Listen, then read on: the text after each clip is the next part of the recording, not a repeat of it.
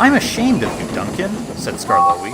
Thank goodness Rheneas is coming home. Perhaps he'll teach you sense before it's too late. What has Rheneas to do with it? Rheneas saved our railway, said Skarloey. Please tell us about it, begged Peter Sam. The year before you came, said the old engine, things were very bad. We were on our last wheels. We expect 2 fresh engines next year, they told us, but we must keep the trains going now. If we don't, our railway will close. How awful, said Peter Sam in sympathy. I tried hard, though I couldn't do much, but Rheneas understood. It's my turn now, he said. You've done more than your share of hard work. He was often short of steam, but he always tried to struggle through the station and rest there. That, said Skarloey earnestly, is most important with passengers. Phew! Exclaimed Duncan. Passengers, Skarloey continued, don't mind stopping at stations. They can get out and walk about. That's what stations are for. But they get very cross if we stop at wrong places like viaducts. Then they say we're a bad railway and never come back. I remember Rheneas stopping in a wrong place once, said Skarloey. He couldn't help it, but he made up for it afterwards. That afternoon he had damp rails and a full train. There were passengers even in Beatrice, the guard's van.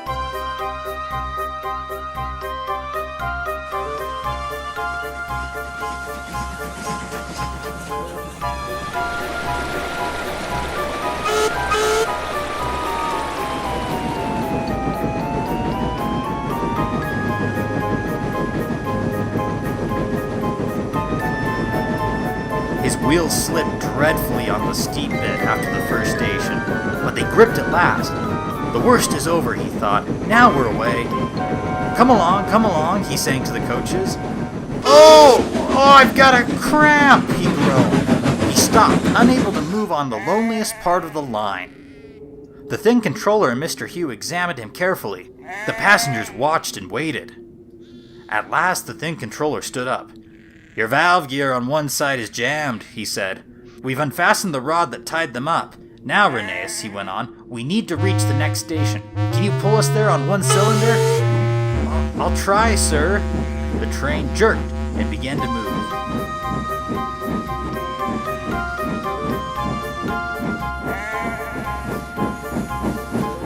I'll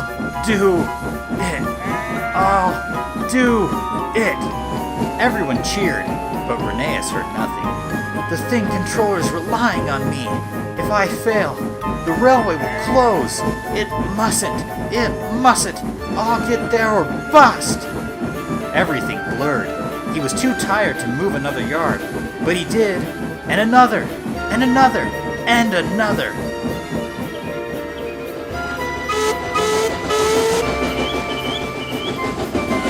I've got there at last, he sighed with relief. At the big station, the passengers thanked him. We expected a long walk, they said, but you brought us home. We'll come again and bring our friends. You're a gallant little engine, said the thin controller. When you've rested, we'll mend you ready for tomorrow. Was Rheneas always ready for tomorrow? Always, smiled Skarloey. Whatever happened, Rheneas always pulled his trains. It was Duncan who broke the silence. Thank you for telling us about Rheneas, he said. I was wrong. Passengers are important after all.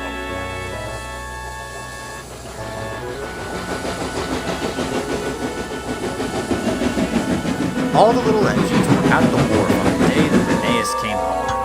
Some of the Fat Controller's engines were there too. Edward pushed Rheneas' truck to the side. This was the signal for a chorus of whistles from the engines, large and small. You never heard such a noise in all your life. But Rheneas was happiest of all, next to his friend Skarloey. This helps a little engine to feel that at last he has really come home.